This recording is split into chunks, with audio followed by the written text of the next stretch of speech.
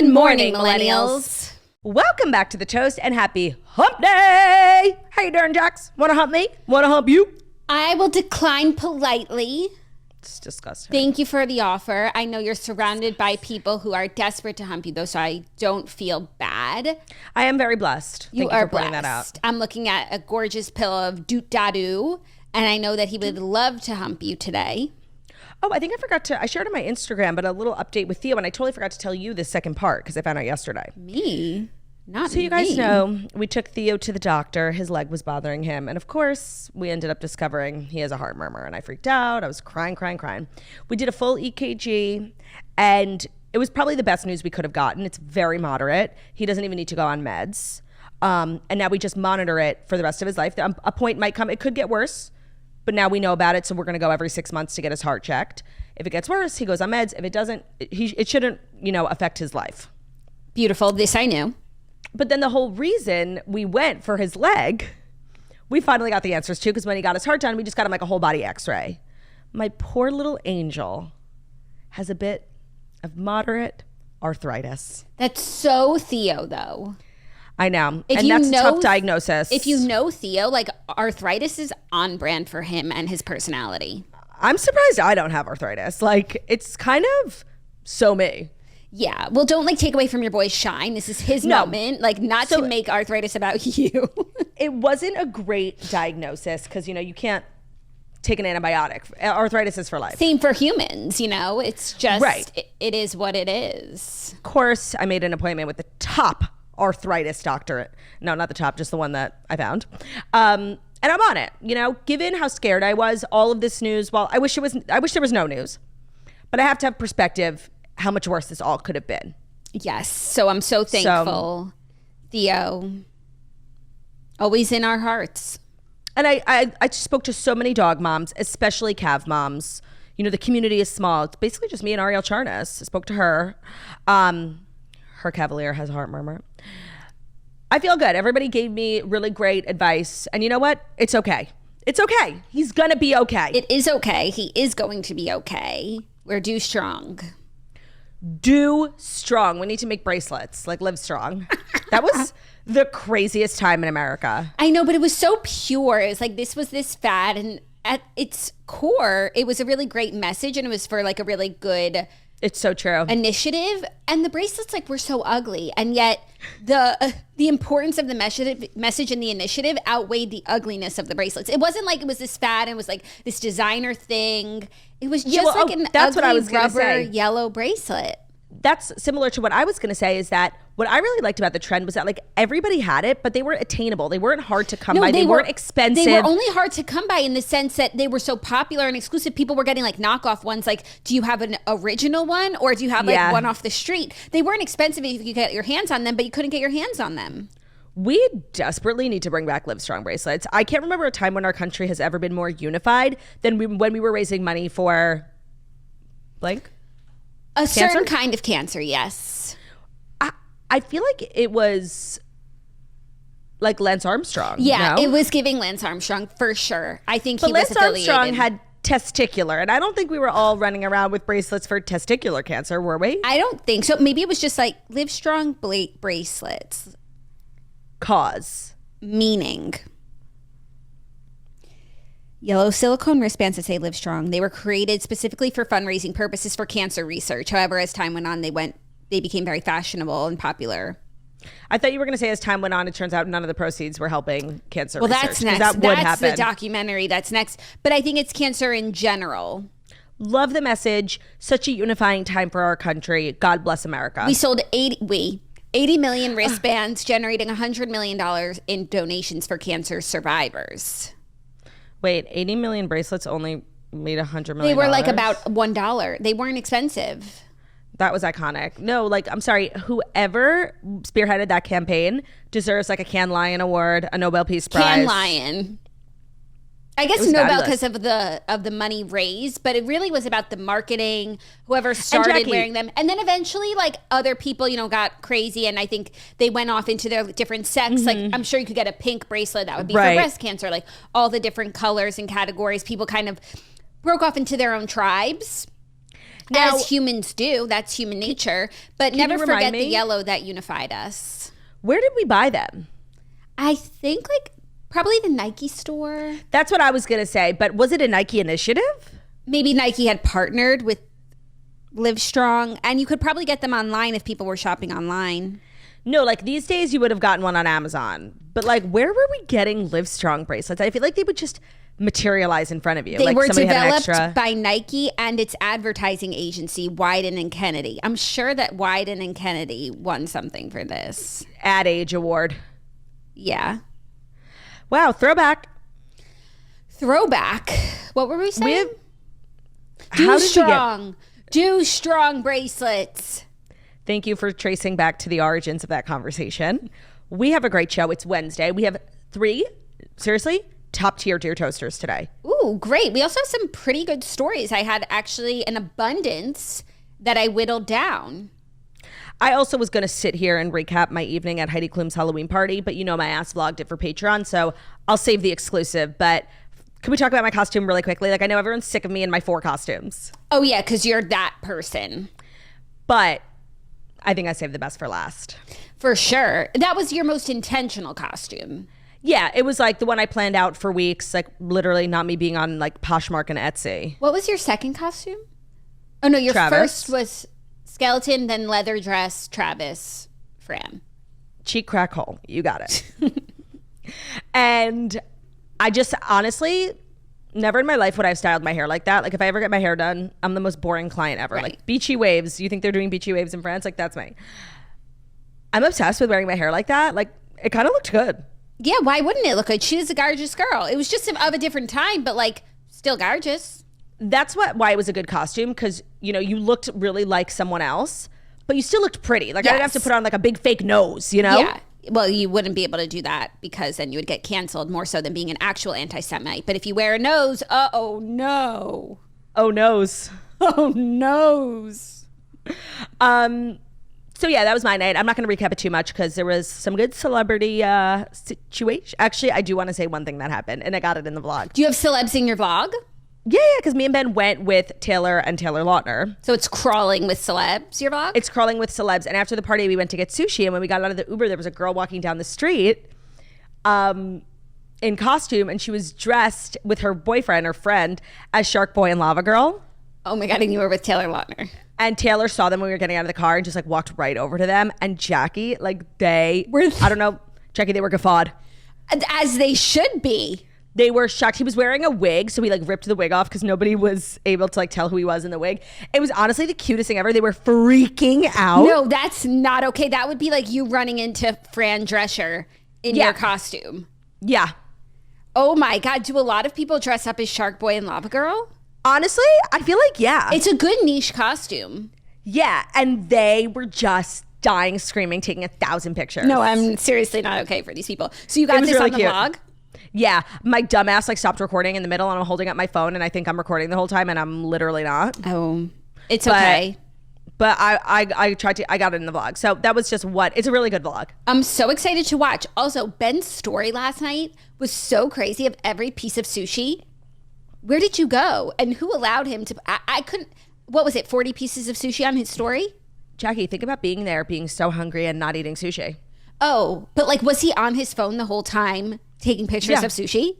Yeah. And did he ever, like, was it kind of like a prank? Like, I'm just going to, like, spam my feed with 40 pieces of sushi? I wasn't, like, thinking so much about Ben's social media strategy. I was thinking about how absolutely ravenous I was. And, you know, like, it's omakase, which is, like, that type of sushi where you sit at the bar. There's no menu. Like, they just give you piece by piece, and you eat what they give you. Piece by piece.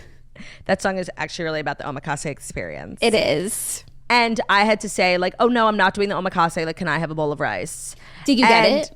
Yeah. But the thing about omakase is, like, it's a really serious, like, Japanese tradition. Like, they don't take lightly to your American bullshit. Yeah. But they do, especially the ones in New York, they know kosher style. So Ben couldn't just, like, sit down and be like, you know, fuck it up. He had to say, like, no shellfish. And they know kosher style. So that they're not bothered by. Like, they're actually really accommodating. For me, like, I was trying so hard to be, like, you know, funny and be like, and eventually I think I won the chef over, but he takes his craft really seriously. And someone like me coming and taking a seat at this table, at this bar, the restaurant that seats maybe 8 people, they were like, get the fuck out of here, bitch. Why like, did you go there? Well, so we were trying to make a dinner reservation. It was a Tuesday. It was like 11 o'clock. There weren't many options. A diner? So that was a backup option. But like, you know, this is a group of people who like enjoy fine dining. It's omakase or a diner? I mean, for me, it's always going to be a diner. For Ben, it's always going to be omakase. I've never had omakase. If you enjoy sushi and like you really respect the art of sushi, like you watch the documentary Jiro Dreams of Sushi, you will love it. I'm like I like sushi. I don't know that, like, I've not seen the documentary. I respect sushi. You didn't see Jiro Dreams of Sushi? No. I feel like there was a time when that was like the documentary everyone was talking about, remember? Yeah. But just add it to the list with Avatar, things everyone saw that I didn't. For me, it's Wedding Crashers. You're wrong for that. And it's not like I have something against Wedding Crashers. It's just I'm like merely circumstantial. Like I've never seen it. That's really crazy. And it's always on TV, so I've seen bits and pieces of it. Okay. Like definitely, I've seen the scene where, you know, they crash the wedding. But that's it. Okay. You should remedy that. You would like it. It's just I know it's just a crazy thing about me. That is pretty crazy. I'm sure you've told me that before, but it feels like the very first time. Oh God, let's not go down this rabbit hole. Some of our older toasters were literally, their ears were bleeding listening to us talk about like 80s rock. For sure, but 80s. we knew it would. Like as I was speaking, I was like, you knew you were causing pain. I knew I was veering into territory I should not be in. It feels like the first time. Who sings that song yet? No, okay. Who sings it? No clue. I think, it was like it was a band that we hadn't heard of, and that's what started the whole thing. It was like the Revolutionists or something. I thought the Fundamentalists. I thought what started it was The Foreigner. Thank you. That's what I said. Foreigner. But I thought what started it was the song and it brings out the woman in. Oh wait, it's the same song. We have to stop. We have to stop. Maybe since we keep going to this place, like maybe we were meant to be here. Right. Maybe the universe is bringing us to this place to begin our journey. Journey, the band. Oh, people didn't like that I keep calling it the band Journey. But like, I don't want you guys to think I'm talking about a journey. Like, oh, wait. Also, I meant to issue a correction. Randy Jackson was in Journey, like briefly. He played backup. He wasn't like an official member, but he's definitely a part of their history. So you're saying Google got it right? Yeah, shocking. That is shocking. Right. Okay, cool. What were we saying? I had one more thing to say about whatever we were saying. Dear Toasters, omakase, my journey at Heidi's Halloween. Heidi's Halloween. Did you see the peacock in IRL? I did not. Cool. One year I just like want her to go as like, you know, like a nurse. Yeah, from Spirit Halloween. Like I think that would be the only thing that could actually shock people at this point. Yeah, I feel like is getting more and more extreme every year. Like last year was the worm. Yeah. The year before that, she dresses herself with like a bunch of clones. That one I thought was cute. I just feel like she's on this vicious hamster wheel where she has to keep outdoing herself. And honestly, she needs to reset. Like go to Spirit Halloween, off the rack, show up, see what happens. Off the rack. Yeah. Okay, well, let's get into everything because we have a lot to accomplish today. Oh, we didn't even talk about Toastoween, how well received that was. Yesterday was a crazy long day, and Toastoween was a highlight. I think that's going to go in our Hall of Fame. Ben made the episode. Ben made the episode. I seriously, like, I can't. He's deeply unwell. And Halloween is the time where he gets like really express that side of himself because I'm always like suppressing it. Yeah. And I'm glad that he got that out of his system. It was so great on the episode. It was so funny. And I loved every minute of being Jason Kelsey. I, too, enjoyed being Trav. I like being a man once a year. I like being a man, too. Honestly, it's so chill. It's so chill. Even the way we were sitting. I missed crossing my legs. You could see I was like fighting it the whole time. By the way, during the ads, I was crossing my legs because I could go back to being turdy. And then when the ads were over, I had to start manspreading again. Manspreading is like not that comfortable. Yeah. But I guess it's because we don't have penises. Yet. Right. Like next year's Halloween. Next Halloween, we're going to get really get penises. We're going to get really serious, so into character. I think, honestly, I can't imagine anything more uncomfortable than having a dick. Like, who needs that? Yeah. Not I. Different strokes for different folks. So I believe, without further ado about Do Strong, our newest campaign, here are the Fast 5 stories that you need to know. And the Fast 5 stories for Do Strong that you need to know are brought to you by State Farm. The State Farm Personal Price Plan helps you create an affordable price that's just for you. The plan's all about being personal to you and your needs, so that means that you are getting the coverage you want, a policy that helps cover what's important to you, and an affordable price just for you.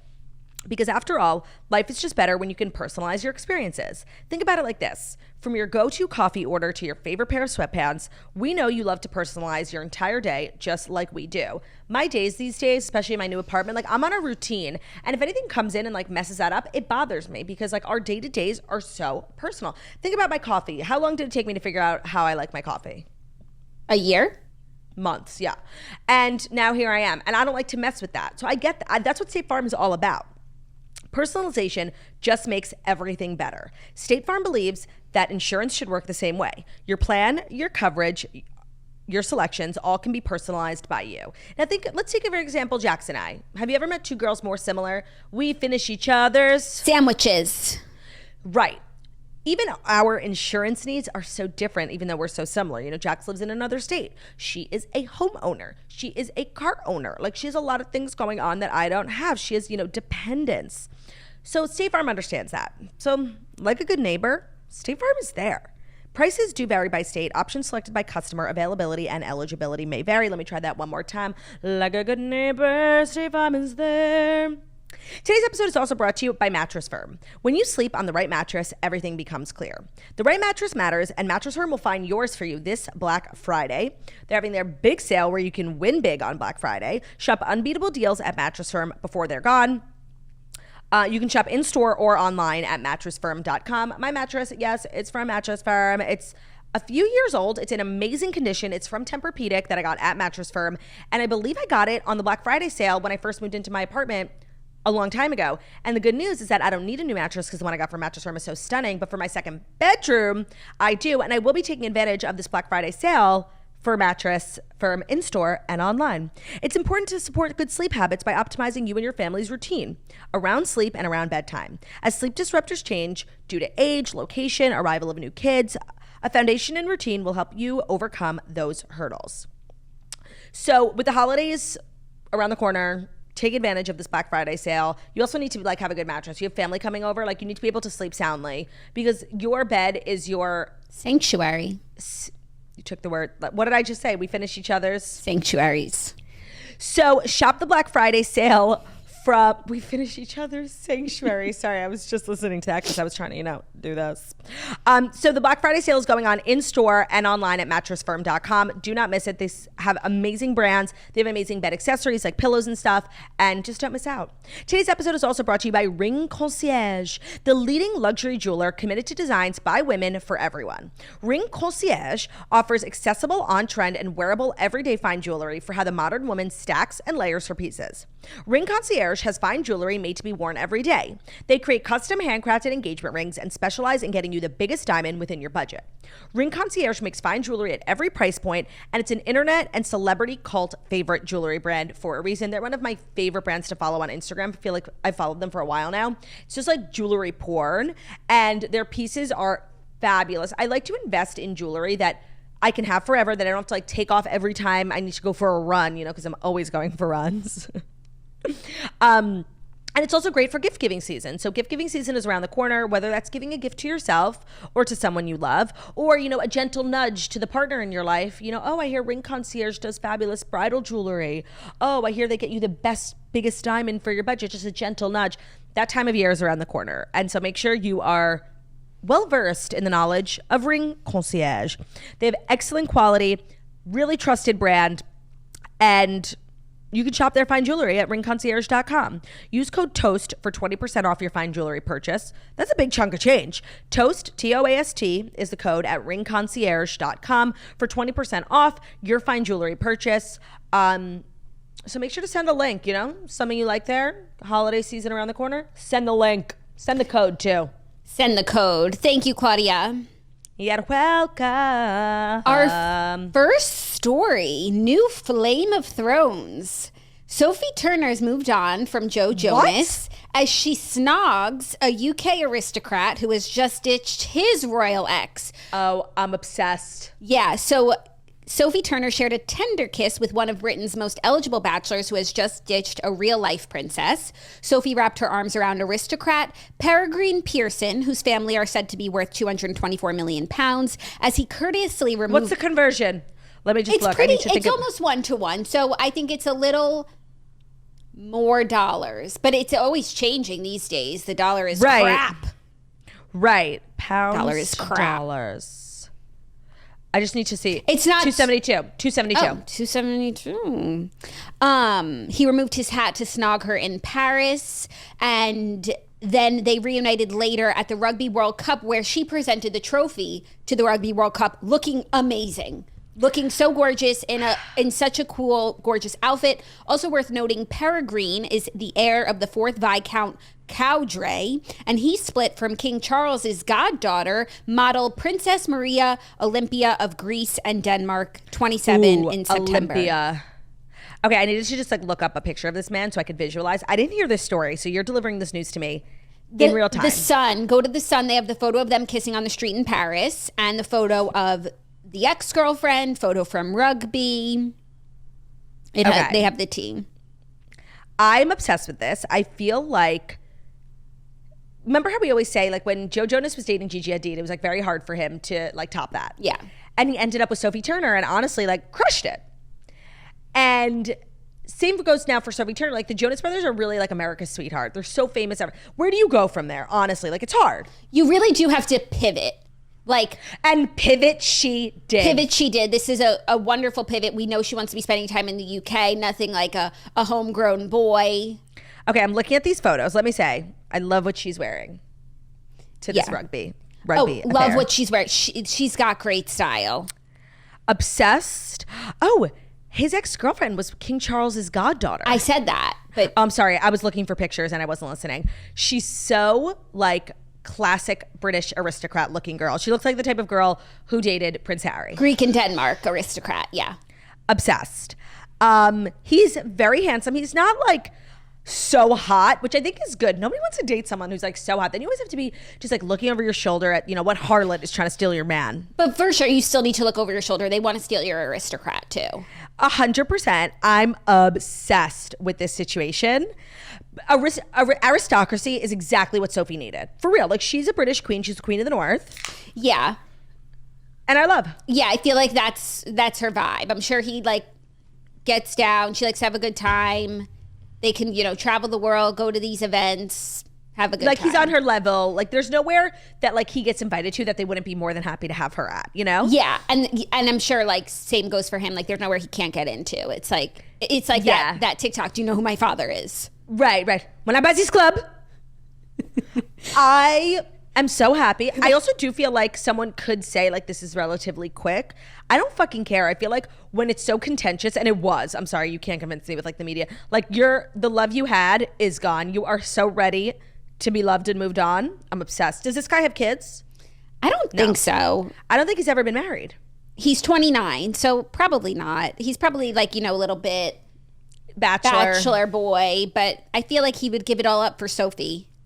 No, I'm so happy. And I also, love this. I'm sure people will be she's moving on too quickly. I agree with you. I don't care. Who knows how miserable they were for how long. And she's young. Get back out there.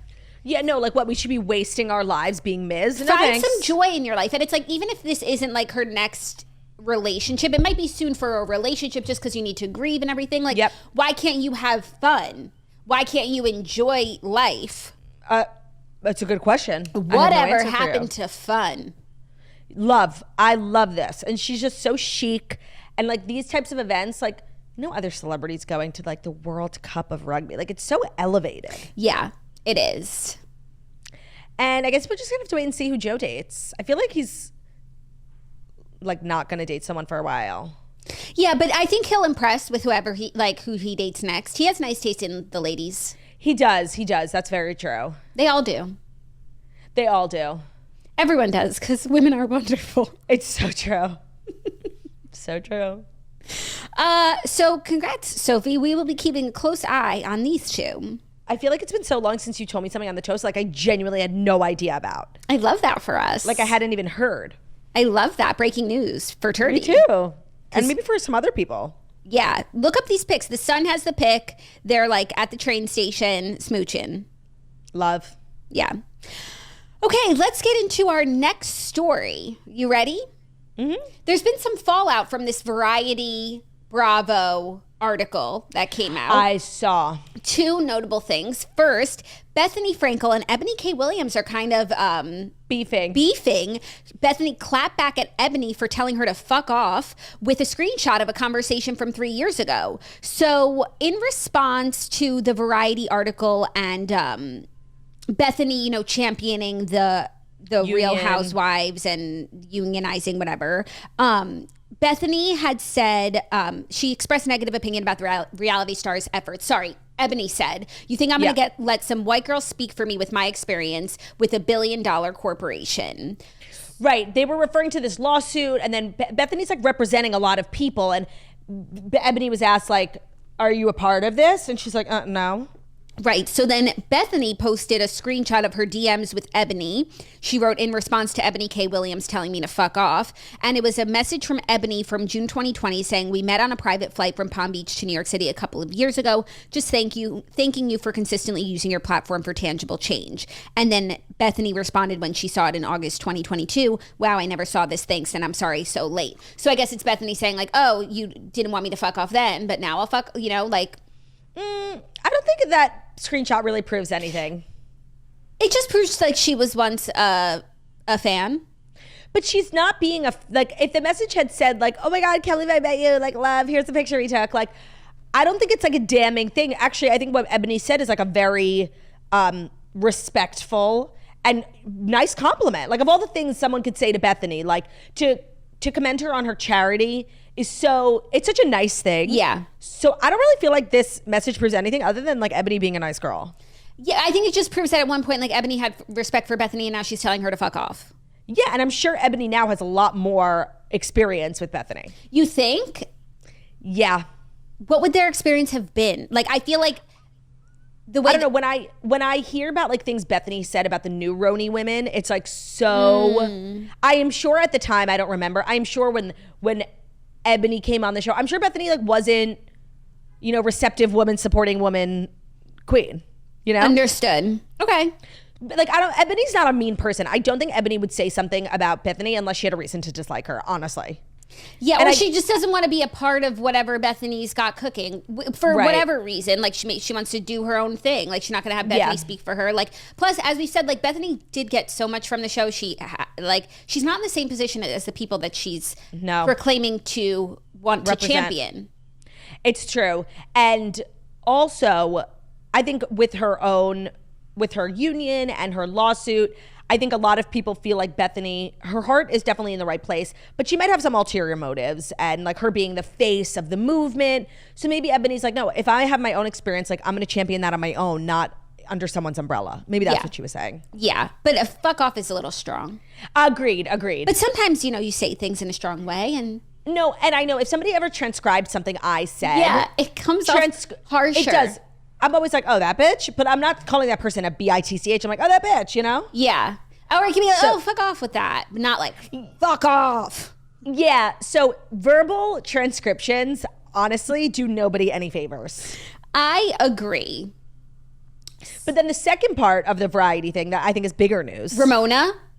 Yeah. Ramona has been dropped from BravoCon after using a partial racial slur in a text to a Page Six reporter. So... Ramona, as we discussed on the show when the Variety article came out, there was a allegation that there was a hot sheet that said that Ramona used the N-word. And then Ramona texted a Page Six reporter a screenshot of a Page Six article. The screenshot that said this: the real estate broker's comment about Roni not needing black people reportedly made producers hot sheet a post-filming document that recounts on-camera dialogue and action in detail. And Ramona texted that to the reporter and said, this never was on the hot sheet. If you read Vanity Fair article, please remove. And the reporter wrote back, that was changed yesterday. Then, so Ramona was texting with a Page Six reporter. The Page Six reporter was kind of recapping, writing other stories for Page Six about the Vanity Fair article. And they clearly misrepresented what the Vanity Fair article said. So Ramona was just like clearing her name. And then Ramona said, "This is also upsetting. And the word I used was, quote, N-word." Like, wait, what is this is going to be a very hard story. Right. She said, "I used the word N-word." Like, she said it? No. N-word. She wrote NWORD. NWORD. Okay. That's the word she used. Not the slur.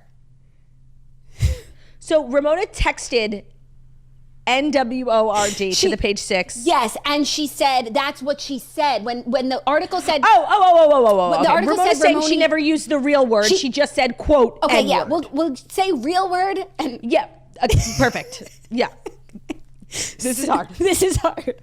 So Ramona's telling the Page Six person, "I never used real word. The word I used was N-word." And then she goes, "Not N-G ... So the N, Ramona has got to be stopped. So the N-G is the partial slur that Ramona used that's gotten her dropped from BravoCon.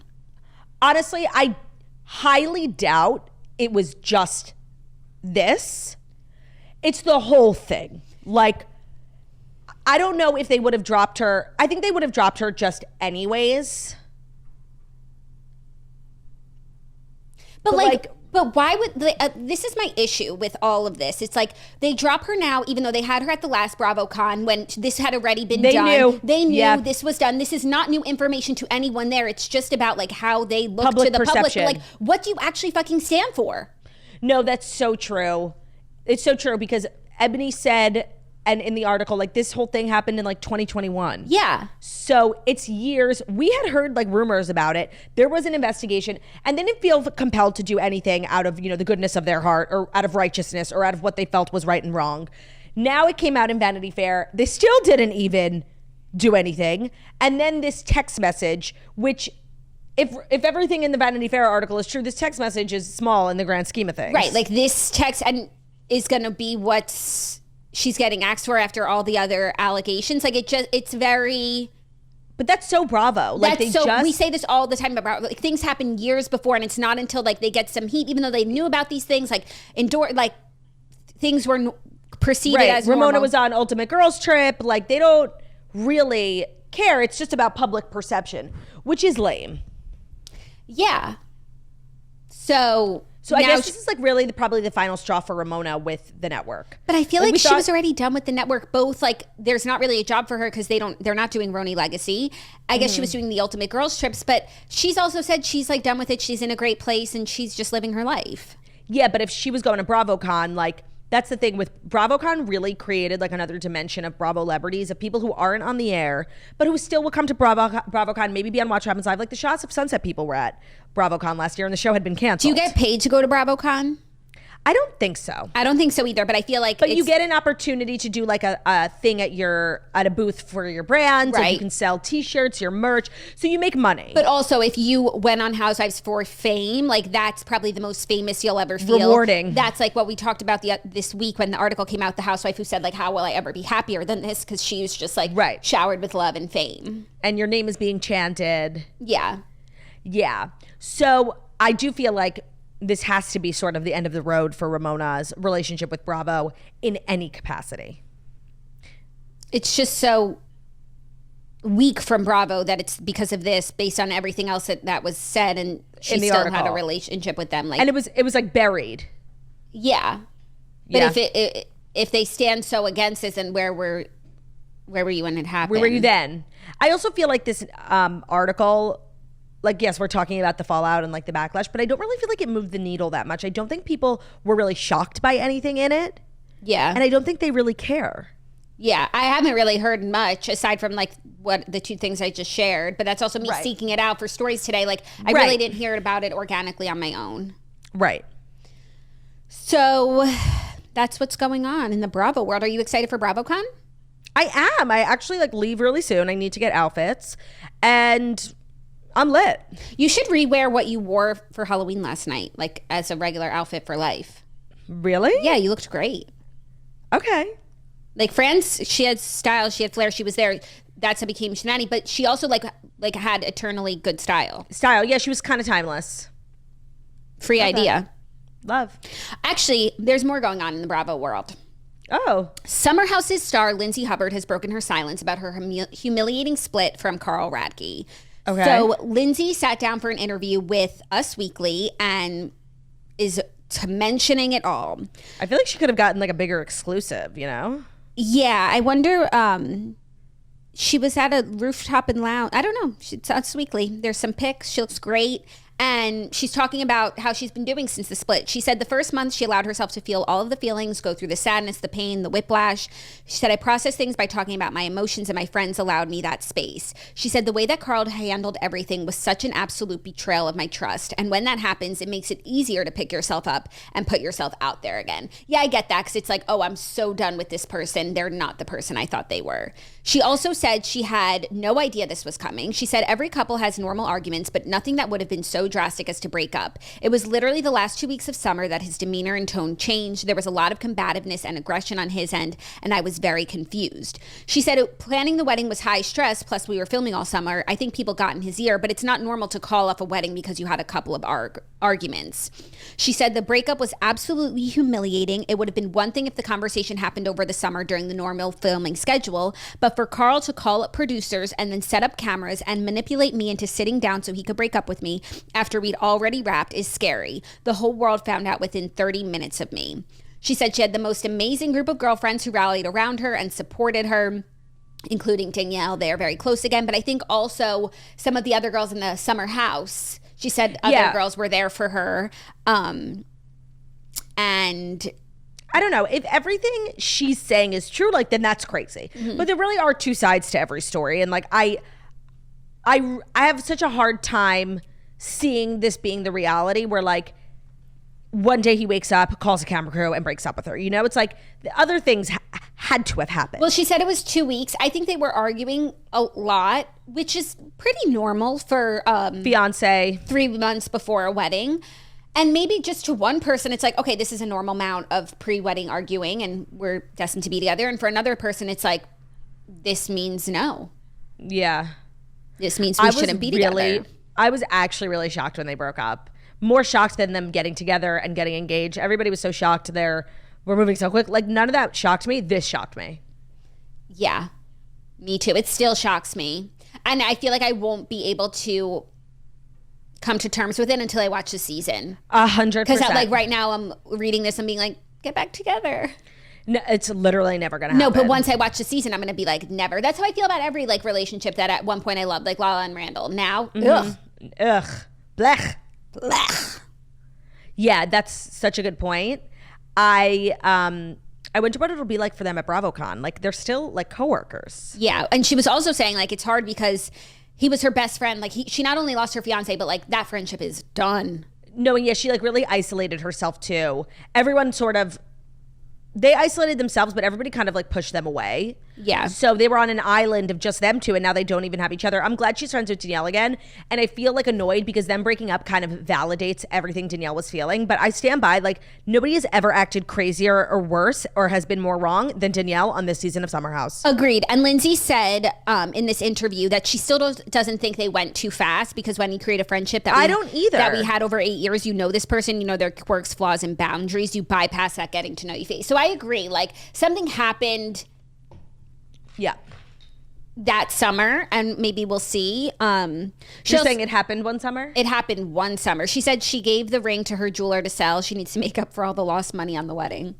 Like she's just being like real as fuck. That's real as fuck that she kept the ring. I don't know. Well, he broke up with her, so yeah, fuck you.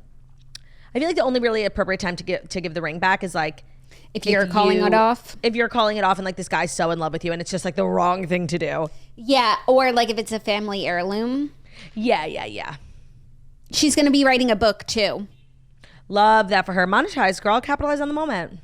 Yeah, so it's a very extensive interview. Check it out in Us Weekly. No stone left unturned. No stone left unturned. Are you ready for our next story? Mm-hmm.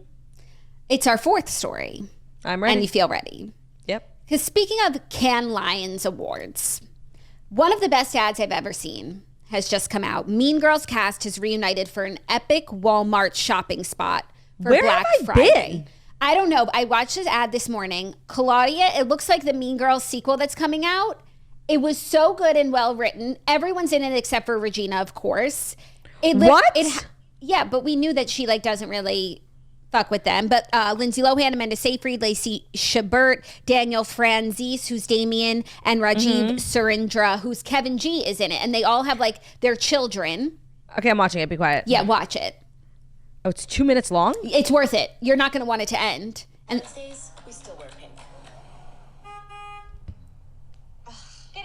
Oh, those are their kids. But now we shop Walmart Black Friday deals. Buckle up.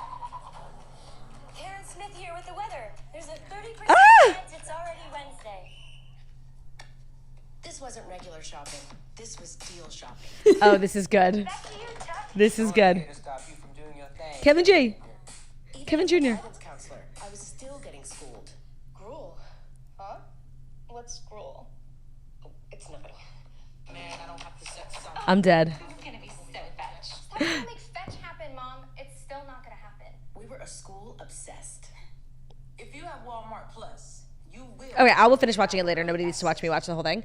But I love, first of all, high production value. I cannot believe Regina wasn't in it. That's really losery of her. I'm sorry. It is. I'm sorry. It's not like everyone in the crew is a big loser. Like Lindsay Lohan. Amanda Seyfried. Come on. Do better, I agree. Rachel. Maybe do better. She probably didn't expect that it would be this good because most things aren't, especially if it's the Walmart writers writing a commercial for Mean Girls. But that looks like a premise for the next movie. It's Gretchen's daughter. You need to keep watching. And then also what's exciting is they're going to keep releasing new commercials every Wednesday until their Black Friday sale. So. Oh, by the way, these girls are getting paid.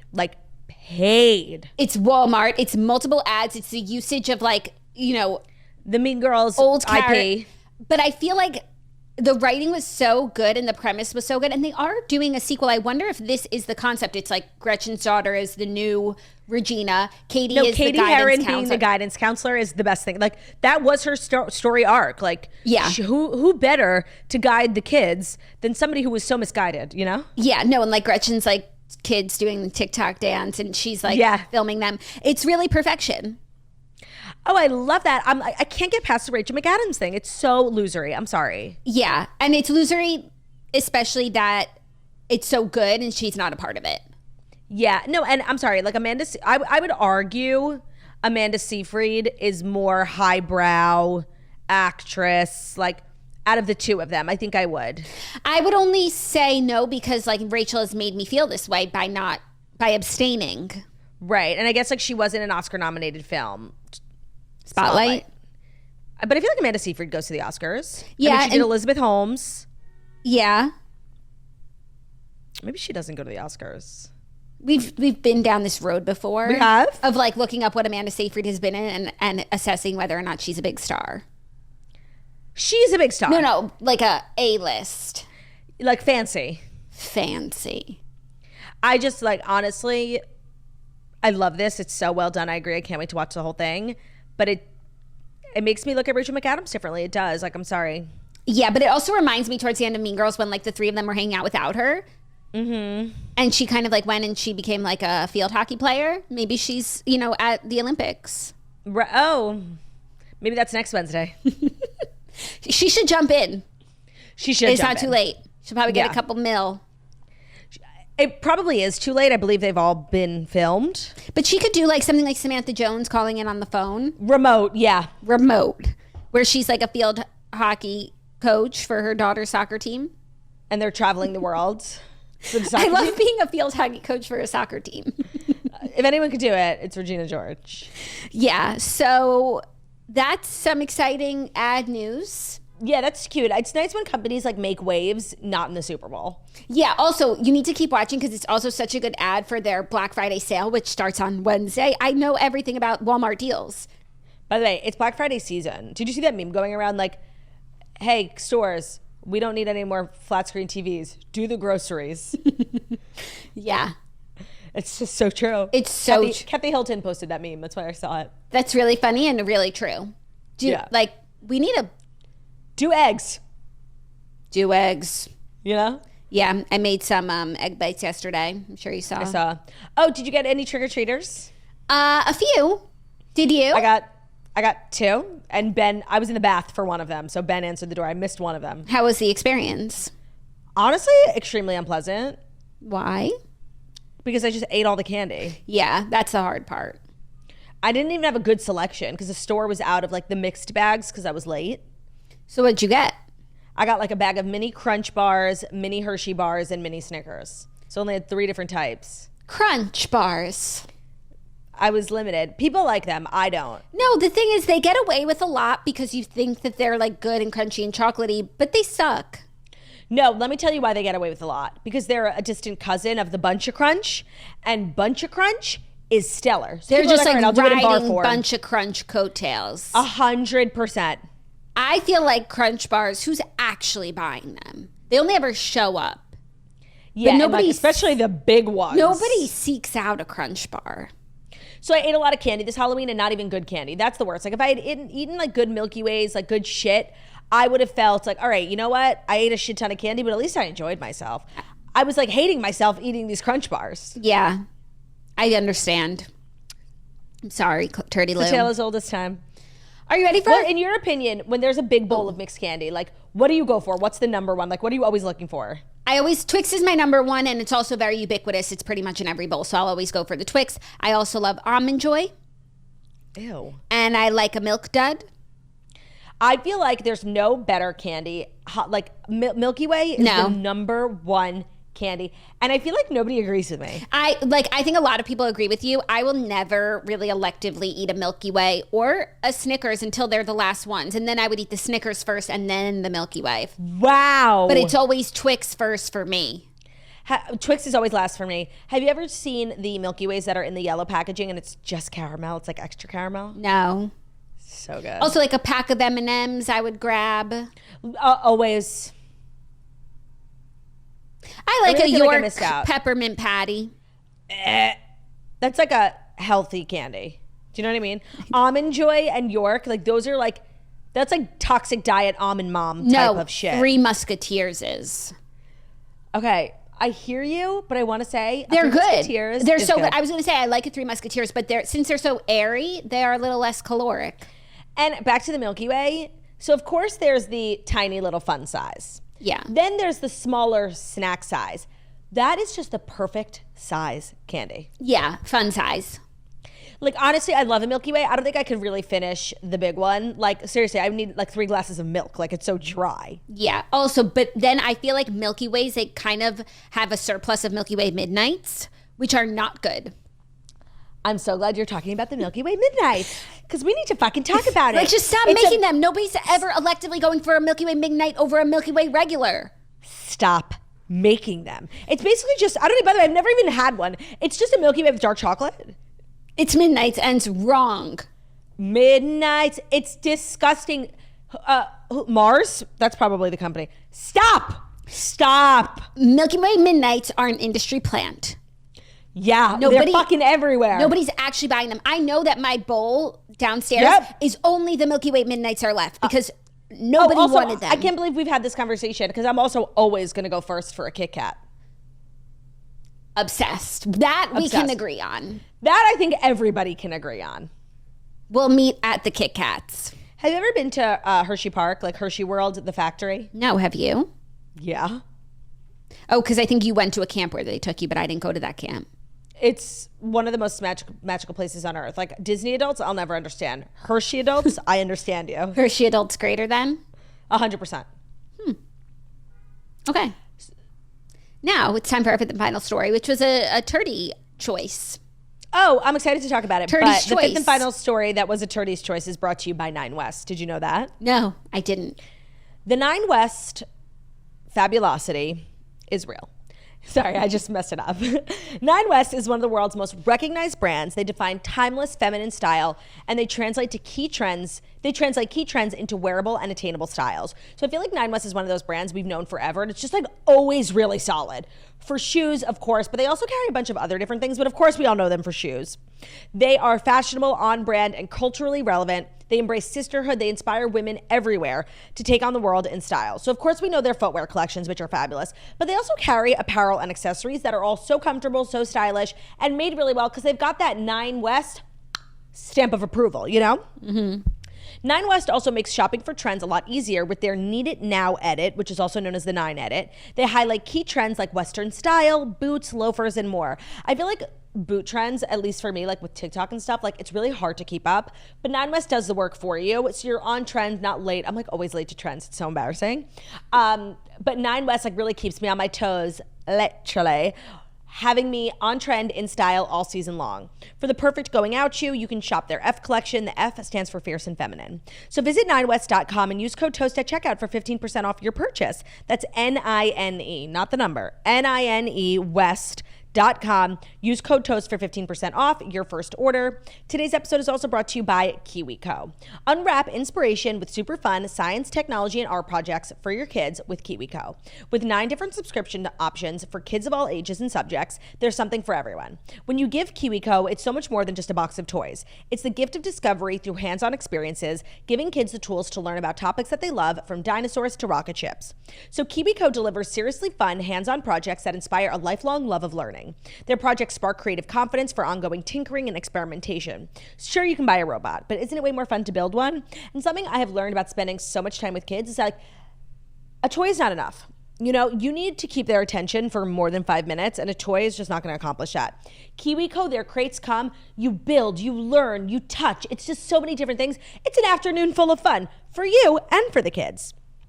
The day that the KiwiCo box arrives is going to start being your kid's favorite day of the month. There's something for kids of all ages, from infants and preschoolers to teens and beyond. There's no commitment with the subscription, so you can pause or cancel at any time. And they offer gifts with rich activities for kids of all ages. Give your kids the tools to learn new skills, build new experiences, and make new connections to the broader world. KiwiCo projects are designed by a team of educators, makers, engineers, and rocket scientists. They are real engineering, science, and art projects with high-quality materials. So discover hands-on fun with KiwiCo. Get your first month free on any crate line at kiwico.com/toast. That's your first month free at kiwico.com/toast, kiwico.com/toast. Thank you, Turdy. You're welcome. Our fifth and final story, Turdy's Choice. It's a Turdy's Choice. Bum, bum, bum, bum, bum, bum, bum. DoorDash now warns you. It's a Turdy's Choice, choice, choice. It's a Turdy's Choice. Do. DoorDash now warns you that your food might get cold if you don't tip. Orders without tips included ahead of time look less lucrative to drivers, meaning you might be waiting longer. So DoorDash has added a pop-up in its app this week warning customers that orders with no tip might take longer to get delivered. The pop-up says, orders with no tip might take longer to get delivered. Are you sure you want to continue? Dashers can pick and choose which orders they want to do. Orders that take longer to be accepted by Dashers tend to result in slower delivery. The move appears... Of course, if I was a DoorDasher, I wouldn't even fucking accept that one. Right. The move appears to be an effort by DoorDash to show customers that drivers are likely going to prioritize more profitable work. I mean, duh. No, I was shocked when I found out that there, on certain apps, you can place your order, put in a tip, and then after the order is delivered, you can change the tip to 0. That's what people do to get their things prioritized. Like, seriously, those people should be banned from the app. They should. You should get like a few chances to be able to do that. Like, what if your delivery experience was actually crap? Right. But if you do that like more than a certain amount of times in a certain period of time, like you should be banned from the app 100%. 100%, because you know what? Ordering food is a privilege. So if you are going to be placing an order for delivery, you know that's more expensive than cooking at home. You have to be prepared to tip your driver. Like, I'm sorry, you are vile, you are disgusting, and don't fucking do it. Yeah. It shouldn't even be an option, by the way. Like, the absolute minimum that they charge you, okay, like if you want to be really cheap, like 5%, but you shouldn't even be allowed on any of these apps to do 0% tip. Yeah. So, and honestly, more of the apps should be doing this. I feel like a lot of these apps, whether it's like for like Uber rides or delivery, like they should have a more concerted effort to get their drivers, whether it be for deliveries or just for, you know, trips. There should be more of an effort on the platform to make it impossible to not do a tip. Yeah, for sure. I mean, it goes back to this bigger question about tipping in general. Like, tipping culture, that's a different thing. Especially in this country, is like out of control. Like, people come here from other countries and they don't tip it like wait service in other countries because it's baked into the cost of whatever you're doing. And so it's a question of like, should the platform charge more and pay the drivers more? Okay. Or is it on people to tip? I mean, I'm not one of these people who's doing $0 tips, so but I feel for the people who aren't getting tipped. Duh. And should it be on the platforms to pay their workers more? We live in an insane tipping culture. I don't think that this refers to that, because this is a scenario where a person deserves to be tipped. You went grocery shopping, you did all the heavy lifting, you deserve a tip. The running joke where they flip the iPad around after somebody brings you a cup of water, like, that is insane. Tipping culture has gotten so far out of control. But there are actual tasks, especially with all these apps, when somebody does like a job for you. Right, but do you think that it should be on the app? Like Instacart, like the tip is baked into the Instacart fee, which should be more. That way no one gets screwed. Wait, say that again? Like if Instacart charged more for their services so that and then they just paid a livable wage to their drivers. I don't know, because things like Instacart, somebody doing grocery shopping for you, like that's like a tippable thing, you know, like I can't explain it. It's like, yeah, to me, that's like a tippable job. But I guess a world in which like restaurants paid all their staff a nice hefty salary, and you don't tip, like, to me that makes sense. But somebody doing your grocery shopping for you, that's like they're doing you a favor almost. Like you tip someone who's doing you a favor. Yeah, but I feel like you could always still add more tip, but then it makes it so that if the person got no tip, which is so crazy to do, no unfathomable fucking tip, and that makes it so that even if they did get 0 tip, like they still got paid decently for the work. If you can't afford to tip, then you shouldn't be ordering. Yeah. It's not right. No, it's not. No, I don't know what the answer is for tip culture, honestly. Like there are parts that are like so crazy. The arguments can be made for both ways. Yeah. But then it's like, when the company winds up charging you more, they wind up taking more. The thing about the tip is that 100% of it goes to the person. Right. So even the companies are corrupt. Yeah. Even if Instacart was like, okay, we're going to charge you a 15% service fee and that's going to be the tip, so don't worry about tipping. Like, would they give the whole 15% to the driver? Probably not. Nah. No. It's, by the way, a big portion of the fault goes on the companies. Yes. 100%. The company's gonna company, you know? Right. We still have to be decent human beings. Right. You know, I see shit like this all the time, like dash cam or Ring doorbell footage of like somebody, like a DoorDash driver coming back and being like, you took my tip away. I literally carried like cases of water for you. Like, it's disgusting. It's disgusting. Taking the tip away is so crazy. At least if you're going to do 0, then submit it as 0 and see if anybody bites. Yeah. You get what you pay for. Yeah. No, more of these types of companies should be doing more things like this. Like, oh, you're not going to tip? That's fine. Good luck getting someone to agree to take your task on. Yeah, and you really shouldn't be able to edit the tip down. You should be able to edit it up. Without like tangible proof. Like, no, it's like if they went and they picked out all rotten berries and right. You know what I mean? Like, right. Or like cracked all your eggs. Right. Like, you should be able to send pictures. Get a refund. And you can bring your tip down. But like, it shouldn't be so easy. No, even like if somebody like gets the wrong thing for me, like I never bring the tip down. Like, ever. You still tried. No, it would have to. Still tried. No, it would have to be like seriously an intentionally horrible experience where it took hours. All my berries had mold on them. They bought. No, but even if my products were bad, I would ask for a refund from on the store. Product. But I wouldn't take someone's tip away. Like, I agree. Sorry, nobody intentionally goes out of their way to hurt me via groceries. Yeah, you know? I would get a refund on the product, which they typically do. Yes. Yeah. No, people like are really disgusting. Yeah. No, this is why we can't have nice things. It is a privilege to order food. Yep. Or groceries. And you have to be prepared to pay the piper. Yeah. All right, are you ready for Dear Toasters? I'm really excited about them. I am. Okay, Dear Toasters is our weekly advice segment where we do 3 submissions. You can email us deartoasters@gmail.com, or you can go to our website, thetoastpodcast.com. There's a submission box. They're both totally anonymous. We do 3 submissions a week. We just try to help the girlies, you know, with what they're going through. And I think today will be no different. Ready? Mm-hmm. Hey, girlies. I think I did something really bad. Am I the asshole? I created a Hinge for my brother without him knowing. He is in a relationship. No one likes the girl, not even my brother. He's too nice and doesn't want to hurt her feelings and break up with her. He has tried a few times, but she cries and he chickens out. Last year, the girlfriend asked to move in with him to save money on rent. She's also a bartender and he lives closer to where she works. Our parents and friends do not like her personality and they don't think she's very friendly or fun to be around. I made the Hinge for him to see if there are any better options out there for him. I'm also hoping one of her friends finds the Hinge and it causes a fight between them. I know this is wrong, but my fear of having this girl in my life and family is scarier. Help. I don't think it's that bad. I mean, he needs to man up, really. No, I know. Like, grow up. Yeah, like you can't like do everything for him. If he wants to be in a miserable relationship, like because he's too chicken shit to break up with her, like then this is what he deserves. Like people have to make their bed and lie in it, really. Yeah, and like I'm all for helping people, but like if somebody can't even help themselves, like, okay, but I know it's your brother. Like you would sooner live with a person who like makes you unhappy because you're like can't break up with them. Like seriously, grow up. You would sooner pay their rent instead of having an uncomfortable conversation. Grow the fuck up. Even though you'd rather live in an uncomfortable life than have an uncomfortable conversation, grow up. Like sorry. So I don't really care what you do if you overstep, if you understep. Like he has to figure this out for himself.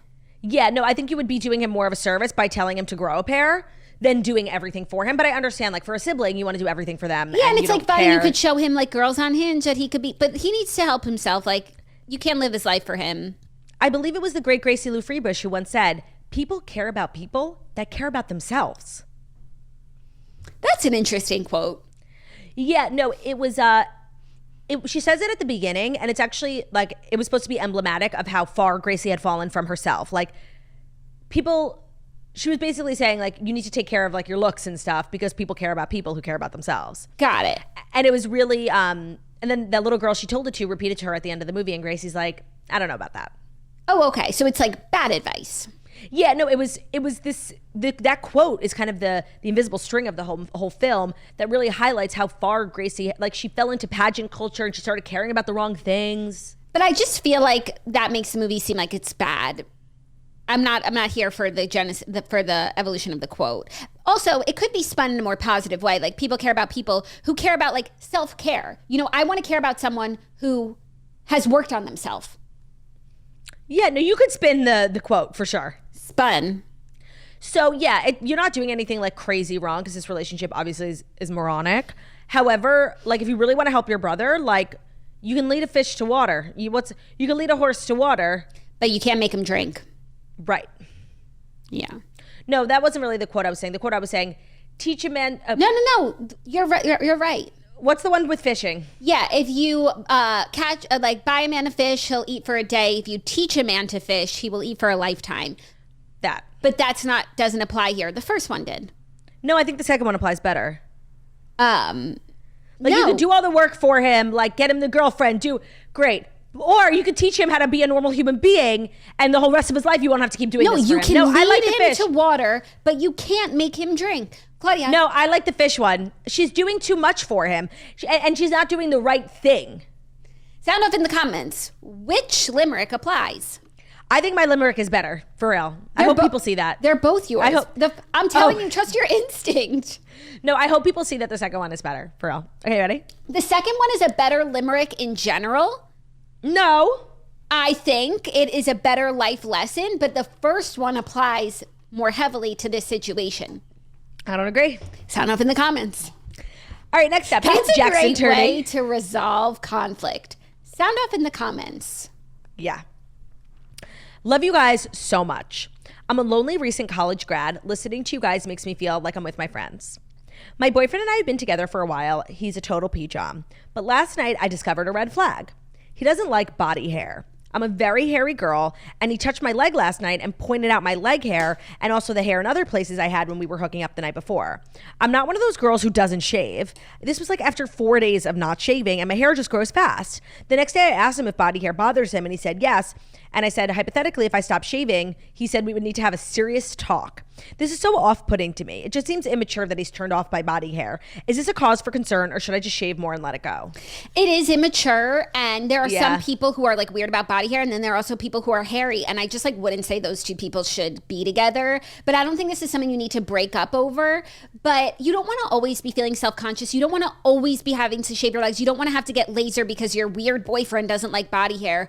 No, I mean, like, leg hair? Who's even looking at your legs? Like, for him to notice that, like, he really needs to grow up. Yeah, but he's not, he probably won't in any, timely fashion. And you don't want to always be self-conscious about it. So I don't know what to tell you. If you really like him, conceptually, like, I just don't feel like you should have to shave your leg. By the way, my hair grows fast too. But then he's always like, no, but you're not a hairy person. Like, there are people who are hairy and you're not a hairy person. No, but my hair grows fast. Like, if I need to have like hair-free legs, I got to shave every 2 days. For sure, but like even when your hair comes in, it's like probably thin, and even if you ran, it's really not. No, you're not hairy. You don't know what it's like to be hairy. I mean, neither do I. But I just know that people've got hairy problems. Yeah, and there's a difference, of course, between being hairy and being someone who embraces hair, which is not something I'm ever going to do. No. I mean, if you want this relationship to work and you don't want him always, like, you don't want to worry what he's thinking about you, like, sure, get lasered. But I just, like, don't like the idea of getting, like, cosmetic procedures, not at your own accord, not, like, on your own accord, but because desire. But because, like, someone else is making you feel insecure. Yeah. But then, like, I would want you to sit down with him and be like, listen, fuck off, yada, yada, you're being immature. But then, and maybe he would shut up about it, but then, like, you would get in your head, like, every time you're with him being like, oh my God, is he staring at my legs? Yeah. Yeah, no. It's not good. No, it's not good. I just feel like you guys have, like, different values on this one thing, and it's, like, weirdly gonna keep coming up. Yeah. Like, he should be with someone else who doesn't like hair, who's already lasered. Right. Maybe someone with alopecia. Maybe. Because he's so extreme. Like, okay. No, I like this kind of, like, actually bothers me. And I'm going to say something crazy. I think you should break up with him, like, for real. Like, because it's about a bigger thing. Do you know what I mean? No, I agree. So, like, let's try and find other reasons why the breakup is a good idea. You know what I mean? Like, this is just like one small morsel. It can't be just this. If the relationship is perfect otherwise, stay with him. But I just know that it's not. No, I know, because this is emblematic of larger issues. Agreed. I'm loving the word emblematic today. You're emblematic. No, you are. Okay, are you ready for our third and final? A little bit longer. Ready. Jackson Turd, I really need your advice. I'm a longtime toaster, first-time writer. I'm getting married in September, and I have some family drama. My mom and I are incredibly close, and when we lost my dad 3 years ago, we really leaned on each other. My mom has now started dating a guy, and that alone has been super painful. But as much as I selfishly want my mom to stay home, knit, and be alone forever, I do want her to be happy. I know no other man will be a pjom like my dad, so I'm kind of happy that she has someone to spend time with. The issue is my mom's boyfriend of literally 3 months wants to come to the wedding. I've not yet met this man. I do not know this man. She has brought it up multiple times that she wants to bring him and feels like she will be, quote, alone at the wedding without him. I want her to have fun and support her dating, but I draw the line at her bringing him. It is already an extremely sad situation with my dad not being able to be there, and adding this man being there will make me too emotional on the day. Be honest with me and let me know if I'm a wench for not letting her bring him. I don't think you're a wench. You're entitled to your feelings. There's a lot at play here.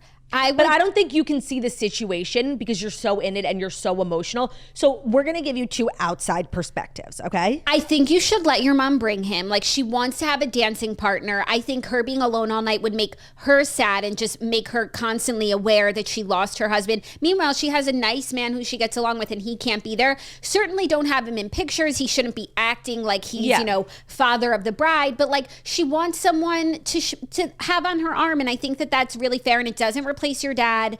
And and weddings are like really made for couples. Yeah, with the dancing and just everything, and it's her daughter's wedding, and she'll never feel more acutely aware of her loneliness than if she's alone at your wedding. And it's like, you are getting married, like you are moving forward, and she should stay alone, because it'll make you feel better, right? And there are people, like, it's like, okay, if she brings the boyfriend, like, that will make me sad. If she doesn't bring the boyfriend, like, that will make her sad. And I'm the type of person that's like, I'd rather shoulder that sadness and deal with it. Like, I'd rather you be happy and me, like, but by not the way, get my way.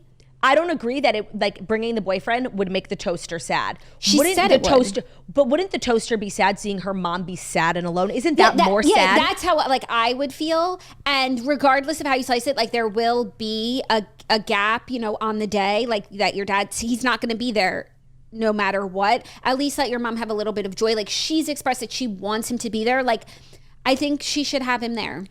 Yeah, I think absolutely this man needs to come. I don't think your feelings are totally valid, but you're only really seeing it through your lens of like your experience, your dad, your wedding. This was also your mom's husband. Think about the person you're marrying. Like that was it for your mom. I think like actually honestly, I'm not trying to be mean. I really will be disappointed in you if you don't let your mom bring the boyfriend. You have to. Yeah, it's just no matter how you slice it, your dad's not going to be there. I feel like you like need to accept that.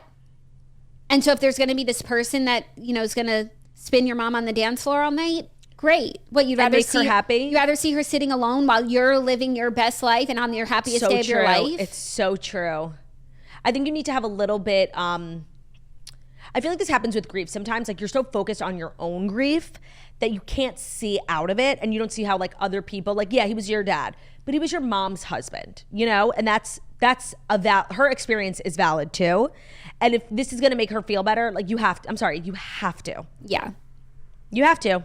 Please let me know if you let your mom bring the boyfriend. Yeah. Oh, and if you've written into Dear Toasters in the last couple of months, weeks, years, whatever, and we've given you advice and you have an update for us, good, bad, ugly, we don't care.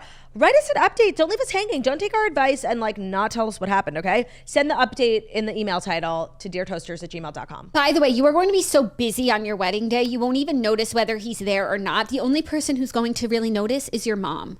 Yeah, it's so true. So that's that. Thank you guys so much for writing into Dear Toasters, and thank you for listening to The Toast, the Millennial Morning Show, where we deliver the past 5 stories that you need to know every Monday through Friday on YouTube. So if you're watching this on YouTube, fucking subscribe and give this video a thumbs up and leave a comment. Claude, if you could have the Toasters take any one action, subscribe on YouTube, subscribe on podcast, follow us on Instagram. Let's not get into our personals because I don't want to fight with you. But what's most the priority? It's one of the hardest questions you've ever asked me. I think I would take a podcast subscription.